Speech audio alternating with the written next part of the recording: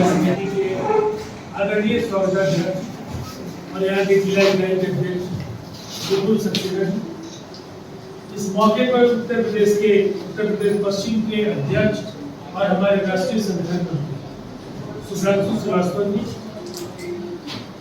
हमारे पश्चिमी उत्तर प्रदेश इकाई के उपाध्यक्ष विपिन श्रीवास्तव जी, डॉक्टर निशान जी, और इस इकाई के साथ साथ पश्चिमी उत्तर प्रदेश में एक महत्वपूर्ण जिम्मेवारी का निर्वहन कर रहे हैं।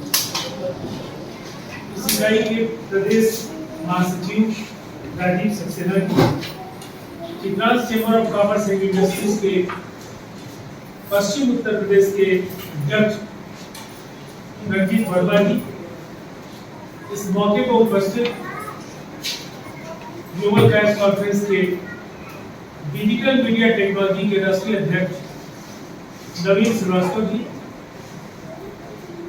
और आप सबों के नाम से लगभग मैं परिचित हो गया, लेकिन मुझे खुशी है कि आज गौतम बुद्ध नगर इकाई के अध्यक्ष यहाँ उपस्थित हैं, गाजियाबाद इकाई के अध्यक्ष हैं, यहाँ संबोधा अमरोहा के अध्यक्ष हैं, और हो सकता है कुछ अन्य इकाइयों से भी लोग आए, झांसी से हमारे बुजुर्ग हम लोग के बीच में उपस्थित। और सबसे जो एक उम्मीद पैदा करने वाली बात है कि हमारी नई पीढ़ी, कुछ नौजवान और कुछ बच्चे भी उपस्थित, जो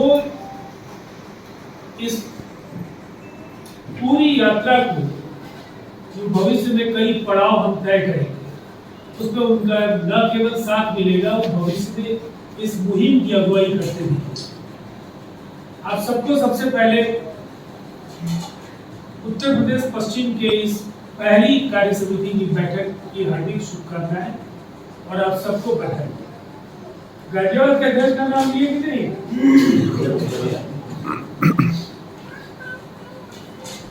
मुझे बेहद खुशी है, जिस समय मुझे ये सूचना मिली मैंने उसी समय कहा कि मैं जरूर आऊंगा, और जो अपनापन आप लोगों के बीच मिला है, मुझे निसंदेह इससे ये मेरे अंदर भी ये भरोसा पैदा हुआ कि आप एक बेहतर कार्य करने के लिए उसका सामना करने का मादा आपके अंदर भी विकसित होगा। मैं दो हिस्से में अपनी बात करूंगा। पहला हिस्सा है कि ग्लोबल गैस कॉन्फ्रेंस ही क्यों, शताब्दियां आएंगी, अमिताभ बच्चन का नाम कोई नहीं भूल पाएगा, तो ये स्थिति आपको ग्लोबल गैस कॉन्फ्रेंस से पैदा करेगी। लेकिन ये होगा क्या? सबसे पहले हमारी दृष्टि क्या है, हमारा रोडमैप क्या है, हमारा लोगों के साथ जुड़ाव के लिए हमारी तैयारियां क्या, उन मुद्दों की पहचान करना जिनके आधार पर आगे की आप रणनीति बनाएंगे, ये समझना हम सबों के लिए बेहद जरूरी है। और इस दृष्टि से मैं एक बात जरूर कहना चाहता हूँ, ग्लोबल गैस कॉन्फ्रेंस एक ग्लोबल प्लेटफॉर्म, ज्यादातर संगठन हिंदुस्तान के किसी शहर में, किसी तहसील में, किसी खास अगर कुछ ज्यादा फैला हुआ तो राज्य के कुछ जिलों में, लेकिन हमें पता है कि इसके स्थापना को 2 वर्ष और चंद महीने, लेकिन दुनिया के 2 दर्जन मुल्कों में ग्लोबल गैस कॉन्फ्रेंस है। अभी नेपाल में अंतर्राष्ट्रीय सम्मेलन हमने संबोधित किया, सुधांशु जी इस मौके पर तो उपस्थित थे, और इसके बाद दुबई के कॉन्फ्रेंस को करके मैं लौटा, क्योंकि मेरे घर में एक घटना घटी, तो उस कार्यक्रम के बीच से मुझे दुबई से निकलना, और लगातार अमेरिका, इंग्लैंड, सब जगह से ग्लोबल गैस कॉन्फ्रेंस की इकाइयों के आमंत्रण आ रहे हैं। आने वाले समय में दुनिया के कई देशों में आपको कार्यक्रम होते हैं। उसका लाभ क्या हुआ? जिस समय कोविड का सबसे मुश्किल दौर, देश में 100 से ज्यादा स्थानों पर हम लोगों ने सेमिनार दिया, और वर्ल्ड गैस कॉन्फ्रेंस जिस समय राजनीतिक दल भी नहीं सोच सकते थे कि दिल्ली में कोई बड़ा आयोजन हो सके, ताल कटोरा स्टेडियम, सभी राजनीतिक दलों के नेता, चाहे वो भारतीय जनता पार्टी हो, कांग्रेस हो, जो भी राजनीतिक दल हैं उन सभी दलों के नेता, पार्टी के मुख्यमंत्री, तमाम लोग उस कार्यक्रम में आए। उस कार्यक्रम में अंदर और बाहर जन सैलाब आपको उमड़ता हुआ दिखा। तो इससे ये लगा कि जो मेहनत हमने किया, दुनिया के अनेक मुल्कों के वहाँ प्रतिनिधि आए, कनाडा, अमेरिका और नेपाल से लेकर के यूएई, कुवैत, सभी जगहों से वहाँ उनके प्रतिनिधि आए। अब हमारा ये कहना है कि हम रास्ता कुछ अलग तय कर रहे हैं, तब ये आपकी पहचान बन गई। और हमारे संगठनों का स्वरूप देखिए, हमारे साथ अभी बैठे हैं Chitra chamber of commerce and industries के अध्यक्ष हैं उत्तर प्रदेश पश्चिम के रंजीत, ये कंपनी सेक्रेटरी है। यहाँ बैठे हैं चार्टर्ड अकाउंटेंट हमारे लिए सुब्रांशु जी, खुद इंडस्ट्रियल कंसल्टेंट, यहाँ कोई डिजिटल मीडिया टेक्नोलॉजी में काम कर रहा है। हमारे बीच मेडिसिन का काम कर रहे थे, अब वो अपनी फैक्ट्री चला रहे हैं। ऐसे लोग यहाँ बैठे हैं। तो ये आज की दुनिया केवल जीवनदानी कार्यकर्ताओं के बल पर आप आगे काम नहीं बढ़ा। ऐसे लोगों की जमात तैयार करनी है जो खुद समूह से शक्ति अर्जित करे, समूह को वो शक्ति हस्तांतरित करे। हमारा ये कहना है कि ताकत आप देंगे, उस ताकत को दुगुनी करके वो आपके बीच लौटाएंगे। जब उनकी हैसियत होगी कि अगर उनकी फैक्ट्री अच्छी हो गई तो कम से कम 50 लोगों को नौकरी दे सकते हैं, दूसरों को नौकरी दे सकते हैं क्षमता के हिसाब से। और जो चुनौतियां हैं, रोजगार, तकनीकी प्रशिक्षण, कौशल विकास, ये जो सवाल है, इन सभी सवालों पर चाहे वो एमएसएमई के साथ हमारा अंडरस्टैंडिंग हो या जो भी इस तरह के फोरम्स हैं जहाँ सरकार या इस तरह की स्वयंसेवी संस्थाओं के साथ हम समन्वय करके अपने नौजवानों के लिए लगातार कार्यक्रम कर रहे हैं। वर्चुअली तो बहुत सारे प्रोग्राम्स हुए और सीसीसीआई का एक बड़ा कॉन्फ्रेंस भी हुआ। इसी तरह से हमारा चेप ऑफ ये एम्प्लॉइज प्रोफेशनल्स एंड ऑफिसर्स का फेडरेशन, ताकत केवल राजनीतिक पार्टियों में रह करके नहीं आ सकती। यहाँ बैंकर हमारे बीच बैठे हैं, बैंकों के एसोसिएशन के इलेक्शन आप देखिए, आपके लोग बड़ी संख्या में हैं। जिस दिन एक बैनर में एकजुट हो जाएंगे तो बैंकों के जो चुनाव होते हैं, ऑफिसर्स एसोसिएशन, एम्प्लॉई एसोसिएशन, वहाँ की ताकत उभर सकती है। ये ताकत आपको ट्रांसफर पोस्टिंग से लेकर के सभी जगह अपने लोगों के हितों की रक्षा करने का आप उसका इस्तेमाल करें। अगर कोई हमारे बीच एडवोकेट, बड़ी संख्या में कायस्थ एडवोकेट जीपीएससी के साथ जुड़े, जो सुप्रीम कोर्ट में भी है और जो निचली अदालतों में बार एसोसिएशन है वहां भी लोग काम करते हैं। बार के इलेक्शन बहुत ही प्रतिष्ठा के इलेक्शन है। आप वहां पर अपनी हैसियत साबित कर पाते हैं तो निसंदेह आप अनेक लोगों के प्रत्यक्ष या परोक्ष मदद का एक माध्यम बनते हैं। इसी तरह से हमारे बीच जो डॉक्टर्स हुए, आईएमए के इलेक्शंस की ताकत आप देखिए, तो हम केवल पॉलिटिकल पार्टीज के अंदर आपकी हिस्सेदारी की बात नहीं करते, जो एसोसिएशंस हैं, जो सर्विसेज हैं, वहाँ भी उनकी ताकत को बढ़ाएंगे। ये काम हमारा करेगा चेप। और हमारे बीच सक्सेना साहब हैं, बेहतरीन एक बहुमुखी प्रतिभा के धनी कलाकार हैं। ग्लोबल कायस्थ कॉन्फ्रेंस के पास 100 से ज्यादा ऐसे राष्ट्रीय स्तर के प्रतिभाशाली कलाकार हैं जो कहीं न कहीं उन्होंने बड़े रियलिटी शोज में नाम कमाया। प्रिया मलिक ग्लोबल कायस्थ कॉन्फ्रेंस की नेशनल सेक्रेटरी। अब लोगों ने शालिनी बैरागी का नाम सुना होगा, वो फर्स्ट रनर अप थी सारेगामा। और इस तरह के अनेक नाम जो उनके बीच आज नवीन श्रीवास्तव से लेकर के अनेक ऐसे कलाकार। और मृणालिनी अथवानी, झारखंड की फोक सिंगिंग में मृणालिनी अथवानी का बहुत ही बड़ा। इस तरह के कलाकार पूरे देश में ग्लोबल कायस्थ कॉन्फ्रेंस की जो आर्ट एंड कल्चर की टीम है उसमें भी गई।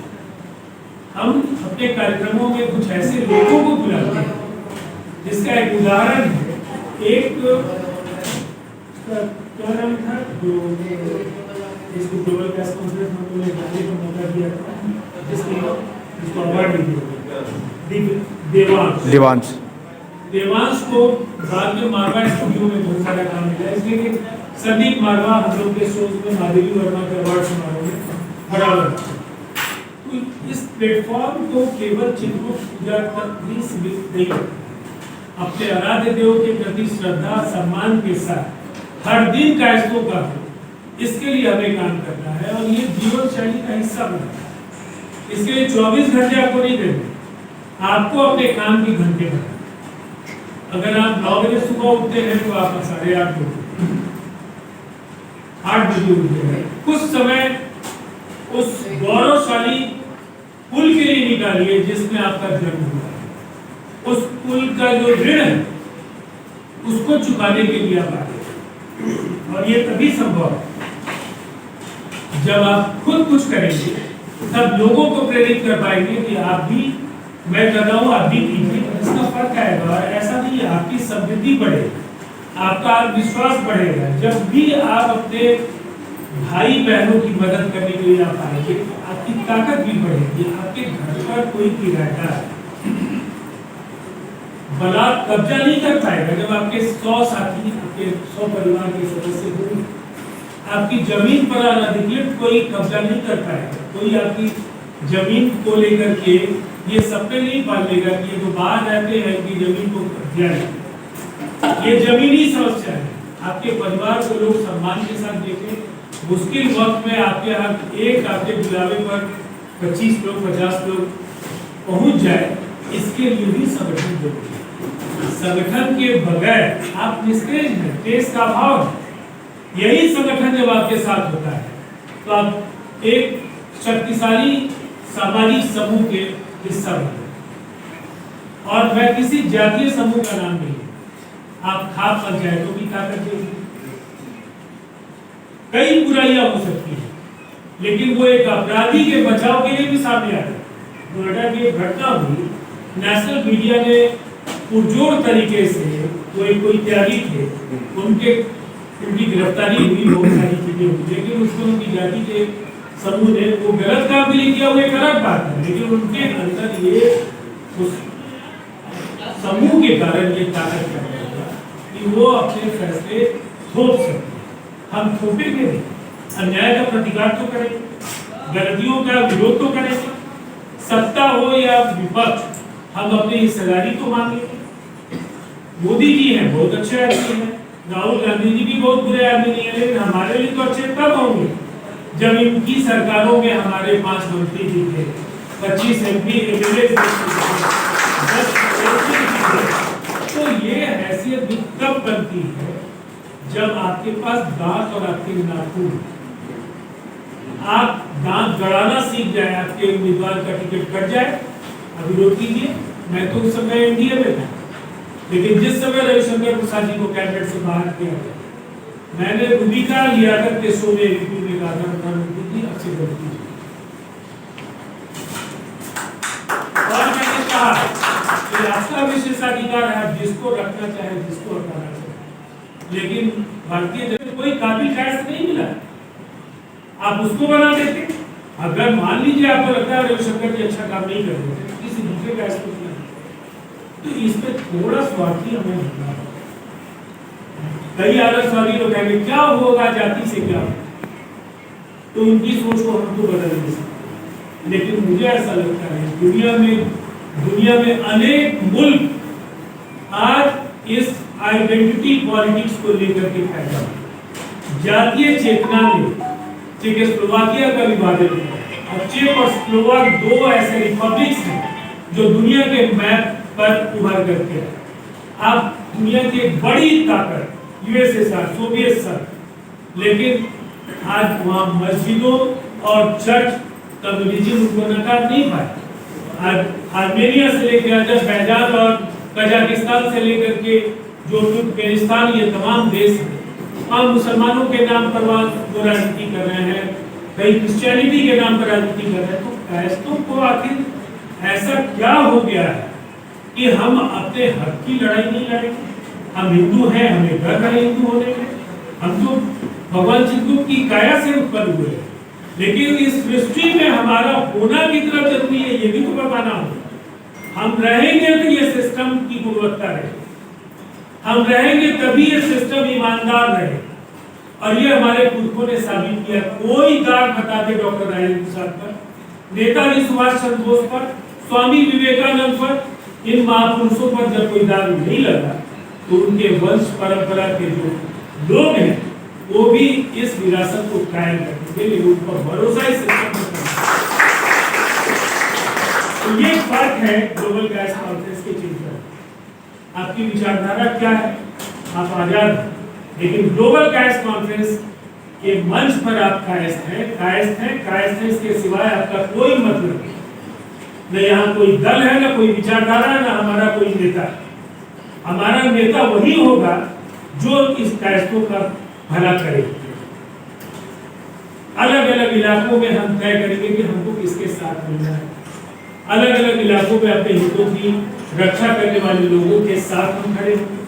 और दो चीजें बेहद महत्वपूर्ण हैं। लोग अक्सर ये बोलते हैं कि भाई आप, हमारे लोग भी बोलते हैं कि हम लोग का वोट कहाँ, लेकिन आप उत्तर प्रदेश के लोग, मैं पूरे आप बरेली से लेकर के जो संभवतः बुंदेलखंड कहेंगे उसको, क्या कहेंगे बरेली वाले जो बुंदेलखंड कहेंगे, जो सक्सेना जौहरी, आप इन इलाकों में आप देख लीजिए, मतलब इन इलाकों में हर जगह आप निर्णायक होंगे। आप चुनाव जीत सकते हैं, आप चुनाव जिता सकते हैं, और मन बना ले तो आप किसी को हरा सकते हैं। तो यही ताकत लोकतंत्र की सबसे बड़ी है। और ये पूरे उत्तर प्रदेश के हर शहरी सीट, अभी गोरखपुर की चर्चा हो रही थी हमसे। गोरखपुर का सच क्या है, 95,000 से 1 लाख का स्कोर। और जितने बड़े शहर, लखनऊ से लेकर कानपुर से लेकर तमाम जगहों पर, और लोग हैं आपके पास, कहीं सतीश किलो में, कहीं अरुण सक्सेना है, कहीं सिद्धार्थनाथ सिंह है, लेकिन ये संख्या 3 और 2 नहीं, हमें 25-50 थी। अब वो बसपा से जीत कर आते हैं, कांग्रेस से जीत कर आते हैं, भाजपा से जीत कर आते हैं। बजाय इसकी चिंता हम करें, हमें चिंता इसकी करनी चाहिए कि वो हमारे हैं कहीं से जीत कर। आपकी ताकत बढ़ेगी तब जब आप सब जगह जीतें। इसीलिए यहाँ स्वार्थी होना है। वोट के समय हम लोग टेलीविजन पर किसी के लिए वोट मांगेंगे, इससे आपको प्रभावित नहीं होना है। आपको वोट करना है, अपने हित के लिए वोट करना है। लेकिन ये जरूर सोचना है कि जिनको भी हम करें, अगर कायस्थ है तो फिर पॉलिटिकल पार्टी कौन है। किसी दल का भी अगर कायस्थ सामने खड़ा है तो हम उसको वोट करेंगे, उस समय किसी विचारधारा या नेता का चेहरा सामने, उस समय थोड़ा स्वार्थी हम लोगों को। ये एक सतत प्रक्रिया है। अब मैं एक बात और कहना चाहूँ, ग्लोबल गैस कॉन्फ्रेंस का जो वर्तमान स्वरूप है, गैस संगठनों के 30 वर्षों का जो संघर्ष का मेरा जो निचोड़ है, उसमें मैंने तो महसूस किया, और उसको मैं एक ही बात कहूँ कि हम कहीं न कहीं जो हमारे अंदर जो आत्मगौरव की अनुभूति वो पहले से कम है। हम ये समझ ही नहीं पाते कि हमारा अतीत कितना गौरवशाली है। और ये स्वाधीनता संग्राम तक सीमित नहीं है। हिंदुस्तान, हम सृष्टि की बात नहीं करेंगे, लेकिन हिंदुस्तान की सभ्यता और संस्कृति को वैज्ञानिक जो आधार है उसमें 5,000 वर्षों का इतिहास